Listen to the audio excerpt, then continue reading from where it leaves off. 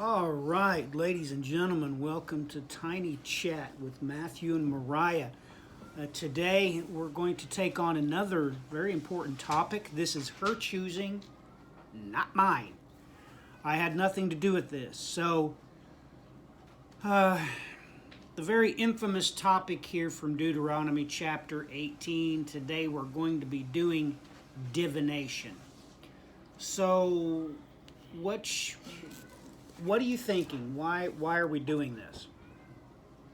I feel like a lot of people don't know, like, people know that witchcraft is, like, unbiblical, but I feel like a lot of time they don't know what counts as witchcraft and what exactly it is that isn't biblical. Like, is it just summoning spirits? Is it, all of the above? I see you wrote extensive notes on it. Oh yeah, because you told me to write notes. Do you guys want to see my notes? Come on. See my notes. I wrote so many. Pretty extensive there. So, all right, we're going to take a read of it and just see what it has to say first, or what? Yeet. Read it. Yes. Okay, so starting in verse 9, Deuteronomy chapter 18. Let me find it. When you come into the land that the Lord your God has given you, you shall not learn to follow the abominable practices of those nations. There shall not be found among you anyone who burns his son or his daughter as an offering, anyone who practices divination or tells fortune or interprets omens, a sorcerer or a charmer or a medium or a necromancer or one who inquires of the dead. For whoever does these things is an abomination to the Lord, and because of these abominations the Lord your God is driving them out before you. You shall be blameless before the Lord your God. For these nations which you are about to dispossess listen to fortune tellers and diviners, but as for you, the Lord your God has not allowed you to do this. Now, read the next one. That's important. This is the whole reason why. The Lord your God will raise up for you a prophet like me from among you, from your brothers. It is to him you shall listen, just as you desired of the Lord your God at Horeb on the day of the assembly, when you said, Let me not hear again the voice of the Lord my God, or see this great fire any more, lest I die. And the Lord said to me... That's enough. You only needed to read 15. The point being is you're not going to listen to anyone who does divination, because the Lord your God will raise up a prophet for you, right? Mm-hmm. Period at the end of the sentence. Are you really going to eat marshmallows? They were never going to know. Really? This is video. Now that you've brought it to their attention. This is a video know. And they were never going to know. They're going to watch you do it, but yet they're never going to know. Oh, well, anyway. So, what's your thoughts? What's your notes say? So my first one was in verse 9. The first one I highlighted was practice. And the direct translation of that word I noticed was to act or accomplish, but it was also to make or produce. I thought that was pretty interesting that that he said not to practice divination. And one of the meanings of that word was to make or produce. I was wondering if you had any thoughts on that. It was like making. Not really. No. Not really. I mean, the New American Standard Bible kind of states the exact same thing, but you're not permitted to do it. Point blank. You're not permitted to actively engage in it. So, yeah, that's what he's trying to say. You can't do it, period. One of the things that I noticed, I moved on to verse 10, and it said, anyone who makes, and one of the definitions of that word was to pass through, to alienate, bring or carry, to take away or transgress. And that was talking about the part where he said, you are not to burn your children in the fire. Remember that part? Yes, I remember it. So I was thinking of when you were talking to me about when they would make deals with these spirits and they would like promise them their descendants. And I was thinking that that's kind of what that was talking about, because another meaning of that word was to pass by or through, or to alienate. Do you think that that's what that was talking about? Wow. Boy, this is a tough one to talk about.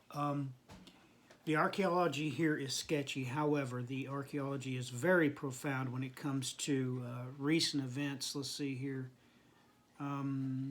Pretty recent, January 14, papers were released. Academic level papers were released declaring that the people in Carthage, the Carthaginians, really did do child sacrifice. God-hating historians always try to cover it up that no, these were just burial grounds just for children, even though they also found animals in those cemeteries done the same way. Not only that, they would find the stones, the dedication stone where this child was detailed. They were sacrificed to this god. Okay, so these were called tophets. And you have to understand what the Bible is laying out here. It's very important for you to understand that this came from Phoenicia. Right there, the coast of Israel along the Mediterranean Sea. This is where it came from. And we have the archaeological proof that the Phoenicians is the one that started Carthage, the Carthaginian Empire. And we know beyond any shadow of a doubt, these tophets, they're literally child sacrifice graveyards, are many. And like I said, let me say this one more time, to make sure you understand, we know existentially that the historians lie that say, no, these are child burial grounds, because in the same grounds, there's carcasses of animals that had been sacrificed. So, very dark things that I learned when I was in an institution of higher learning. The simple fact that one of my professors had taken part in some of the archaeological digs. And they quickly realized that these children had been segregated into family groups.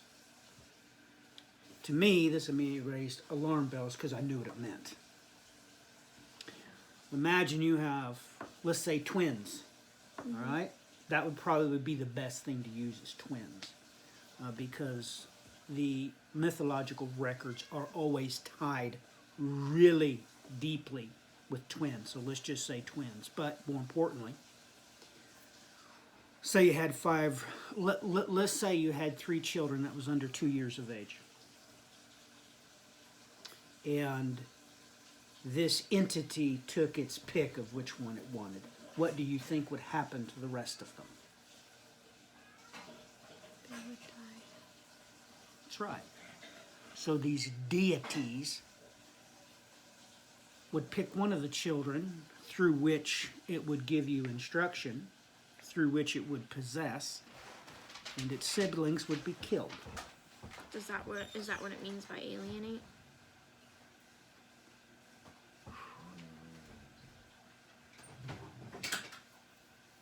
We'll stop right there, okay? Let's move on to the next question. Okay, another thing. It says, one practicing witchcraft had a lot. I only wrote down some of them. To appear, produce, or bring. To soothsay, conjure, observe times, practice soothsaying, spiritism, magic, augury, barbarian, or a Menonian. To cloud over or cover. So, with these first two words, to appear, produce, or bring, also had in parentheses, cloud. So what would it mean by to cloud over or to cover? To conceal. So like how witches say that they're doing it one way, but they're actually, like when they say that, if they say they're reading the palms, but it's actually the demon reading the palms, or is that something else? No, that's something altogether different. That's different. But let's talk about this concept of concealing. Okay, this is one of the supreme reasons to do divination, is to cover up the truth. Divination is, or witchcraft is used to facilitate the bearing of false witness. Okay, so this is one of the means, one of the machinations why people want to perform witchcraft. Okay, so this is where that aspect is coming from, to fog over, to cover up the truth. They would also try to alter people's memories, try to get them to forcibly forget via witchcraft something had happened, or that they'd witnessed something, or more importantly, that something had happened to them. Most normally, abuse. So what does it mean by observing times? Because that shows up a lot. Okay. Because it like, I don't know what to think. Like, what does that mean? Because it doesn't like specify. You're right, it's very vague. There is, the best way to do this, of course, is to keep a detailed history. Okay? History plays a major part in it. Do you know what a farmer's almanac is? No. Okay, a farmer's almanac is basically a work using historical data that says that in historical times, let's say that during the first week of April, they get 4 inches of rain. They record that pattern. And that year that happened, 3 weeks later, they got another 4 inches of rain. Do you understand? Mm-hmm. They're starting to keep meteorological records that set precedents. It records cycles of time. So in the future, if you get 4 inches of rain the first week of April, you could come out and predict that, hey, in 3 weeks' time from now, we're going to get another 4 inches of rain. And the common people would think you were working magic, wouldn't they? Mm-hmm.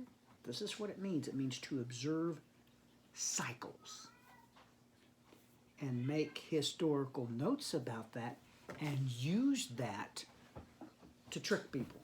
I mean, not necessarily to trick them if you're doing it for non-nefarious reasons, but you understand how this would get you to wield great power, especially religious power, if people thought that, hey, God told me it's going to rain in 3 weeks. This is another way you bear false witness, right? Mm-hmm. God didn't tell you anything, did he? No. You just kept this diary of, climate information and cycles, and you realized that, hey, 95% of the time when it rains the first week of April and we get 4 inches, exactly 3 weeks later, God does it again. And then you cross the threshold and you say, God said. No, God didn't say. Mm-hmm. And these diviners would use that to wield and to achieve and to get great power. And you see how that could work, because you know these things happen, right? Hence why the Farmer's Almanac is even published and written, because it is successful, it is true. Okay, so would you say that something like that would still be considered divination if they did not say that it was from God? Like, say, people use like statistics all the time to predict certain things, like this amount of children is going to be born in the year of 2023, for example. Ask the question again. What's the question? Is it wrong? Yeah. Would it be considered observing times? Based on your daddy's definition I just give you, have you ever known me to be wishy-washy?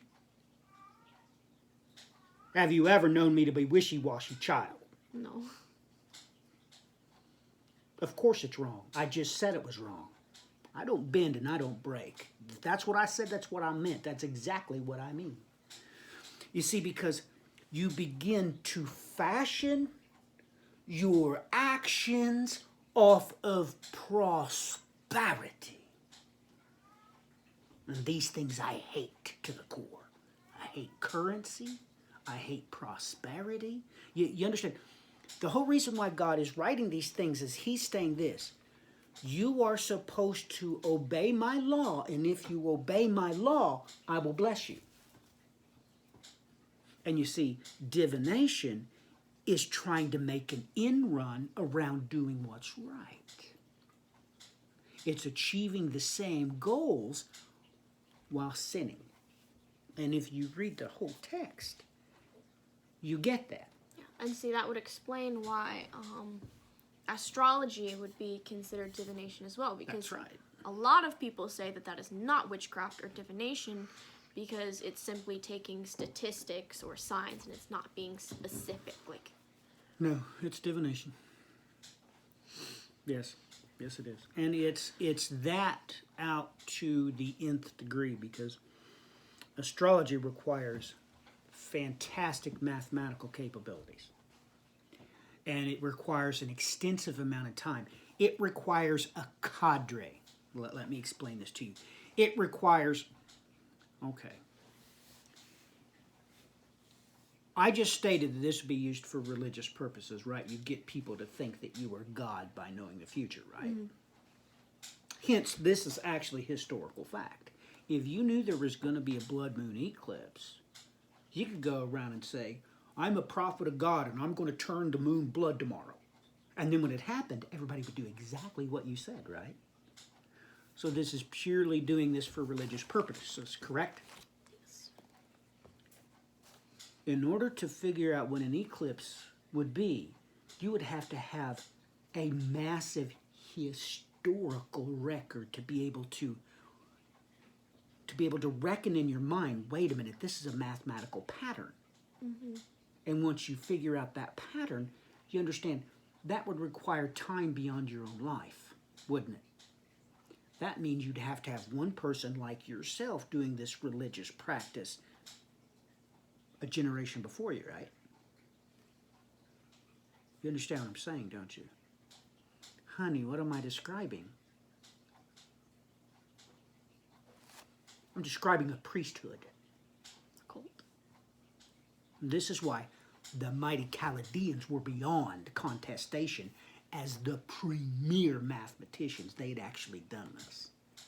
They'd actually kept the historical astronomical record so perfectly that they figured out, hey man, these solar eclipses and these lunar eclipses actually happens in cycles.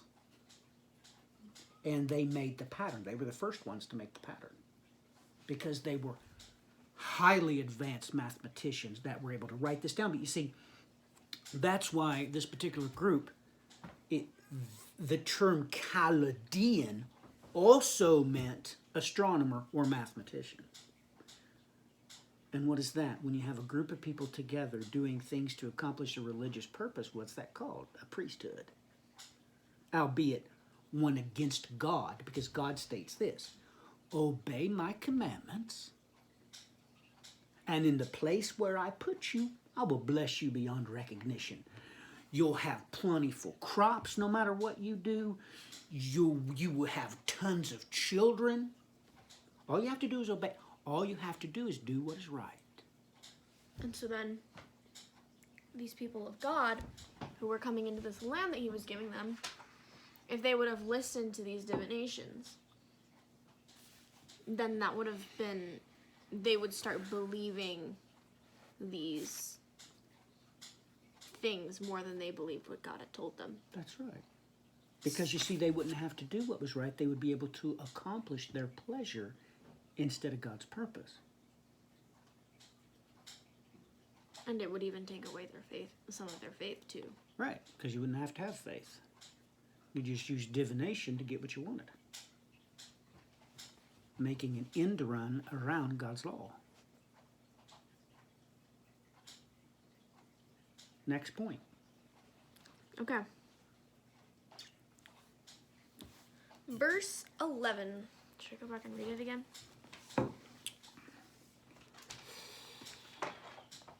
A charmer or a medium.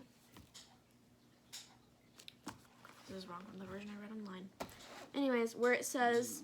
Here, which version you want? This is New American Standard Bible. Read it. Or one who casts a spell. Yep. One who interprets omens or a sorcerer, or one who casts a spell. So I wanted to look at that because I wanted to know what exactly it meant by casting a spell. We already talked about that. But anyway, what does it mean by casting a spell? It's building up here. It's really what it's doing. It's building up. What is a medium? A medium? A medium, well, is thought of as a channel between. That's right. They're in the middle of a spirit and the person that wants to talk to that spirit, right? Mm-hmm. They're in the middle. It's a medium. What is a spiritist? It's the same thing. It's one who talks to it. So instead of the medium speaking for the spirit to you, the medium will converse with the spirit themselves. Mm-hmm. Okay, so it's building up to something. Why would you do these things? To cast a spell. That's right. And what is casting a spell? It is altering the natural order. Yep. It says, what I have here is unite, join, be coupled or in league, fellowship with, or to be a charmer. That was for one who casts. And then a spell was association, company, society, charmer. So they're basically the same thing. What? Charming what? The spirits. Mm-hmm. You're working with the spirits. Yeah, that's what it means. All of its different flavors.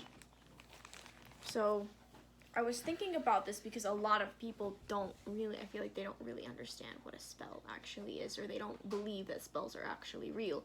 But what it is it's basically you're making a league or a friendship with these spirits, and they are doing the things for you. They are doing the things for you, yes. You're not just learning magic and picking up cups with your hand, with your mind. No, the spirits are working with you, for you, yes. And then it says a spiritist. And for that I have a knower, one with familiar spirit, necromancer, or a soothsayer. Yes. And I had a specific thing that came to mind in me. Have you ever heard of, and I believe that this is something that's definitely real. Have you ever heard of skinwalkers? Yes. So that would count as one. Is that what they mean as a knower or one with a familiar spirit? Because when you told me about what a familiar spirit is, you made it seem like that a person would not know usually if they were possessed with that familiar spirit, right? Mm. So this sounds like it's talking about someone who knows that they are attached with that familiar spirit. And that sounds like to me what a skinwalker would be. Because skinwalkers were people who became half animal at night. What you're saying is, let's cut to the chase. You're saying that these spirits would possess them. Yes. And yes. Yes. And when they did that, these entities would have the power to divinate or see past, how do I say that? To see past your present tense. That is to say, they can limitedly see the future. Now, casting a spell is when, of course, they show you the future they're going to create, and then they make that happen. Let us say they tell you that, hey, if you don't pay me $100, your son is going to jump off the bridge and commit suicide. Then guess what happens? If you don't pay him the $100, the spirit gets the boy, attaches itself to them, and convinces them to jump off the bridge. So this is a combination of these things. It's divining and putting into force not God's will, but your will. It's your will being accomplished via these unclean spirits. Just honestly, like the thought of a skinwalker is really creepy. I feel like that is the worst height of witchcraft, would be allowing something to possess you in order to. That's just so freaky to me. It just sounds so wrong. And then when it said to call up the dead, again in verse 11, you can have some of those. It says, definition of the word they use, the dead, it says to die or to kill. Wasn't really sure why it said both. Would there be any specific reason for that, or would it just be? Say that again? What? To die or kill? Yeah, when it says to call up the dead, the definition for that word was to die or to kill. Well, first off, let's get this straight. This was done by the witch of Endor. Okay, she actually called up Samuel for judgment's sake. So I believe that case was exclusive to that biblical event for the doom of Saul. Right now, can you call people up from Hades? Well, we know from the parable of Lazarus and the rich man, no. Abraham has control over that. Even though Abraham made the reply to the rich man, no, even if, I did send Lazarus to warn your brother wouldn't listen. So did Abraham say he couldn't do it? No, he didn't tell the rich the landowner. That's what the Greek says, the landowner. It's not a rich young ruler, it's a landowner. The landowner, okay, wanted Abraham to give Lazarus permission to come back from the dead to warn his brothers. And Abraham said, no. They have Moses and the prophet. Let them listen to them. But Abraham never said he really couldn't do it. But anyway, that's beside the point. Could it also be... Sorry, you can talk. Go ahead. Would it also be talking about the demons, which are the dead spirits? That's exactly what it's talking about. Yeah, that's the dead it's talking about. That's what I was thinking. Oh, and then it says, hold on, give me that, verse 12. Verse 12, right there. For whoever does these things is detestable to the Lord, and because of these detestable things, the Lord your God will drive them out before you.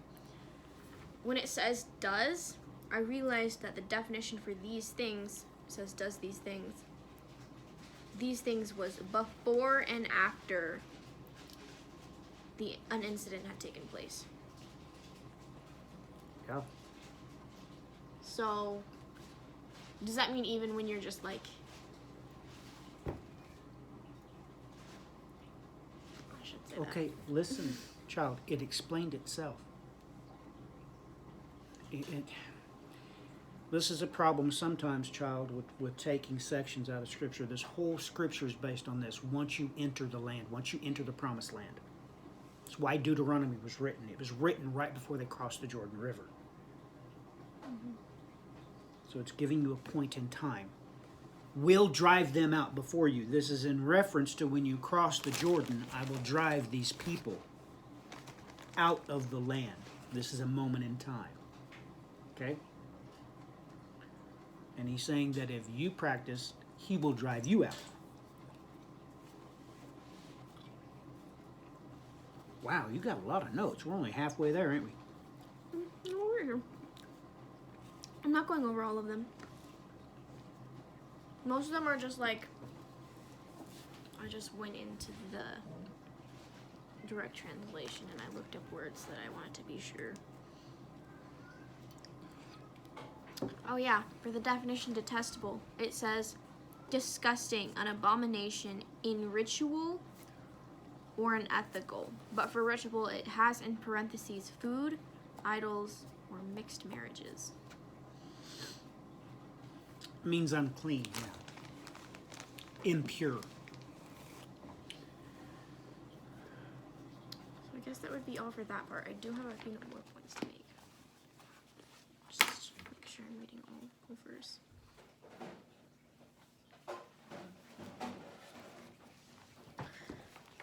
I found it funny.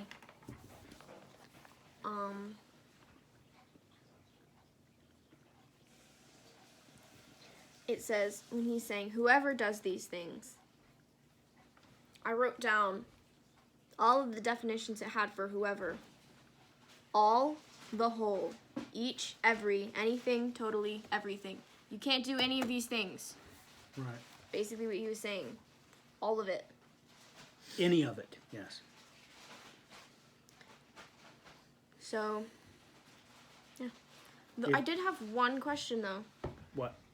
It doesn't say anything about seeing spirits. So, like, and that doesn't mean, like, a spirit shows itself to you and it's like, I saw a ghost. What I mean is more like, people who will hire a medium and ask them to come into their house and see if they can see things, because they can see more than other people. It said a medium. That's what a medium is. Well, the reason why I was confused, it was because the definition for medium seemed different than what I was actually seeing that people were doing.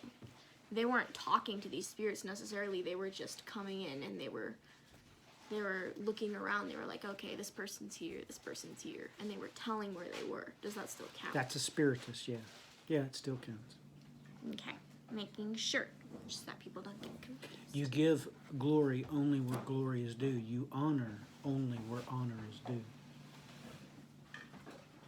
Now, what you should do, okay, is cleanse the house in Christ's name. Of course, they're never going to do that, are they? No. Of course, you realize quickly, when you meet some of these people, you quickly come to this realization that, don't you realize, Moriah, that these people who are ghost hunters, they can make a great deal of money if they're spiritists, because, don't you understand, child, that they would dupe somebody into not realizing that the very spirits that are presenting themselves in their house has been sent there by the ghost hunters. And it makes them a vast amount of money. Mm-hmm. And that's another thing. People make a lot of money renting out haunted places. Yep.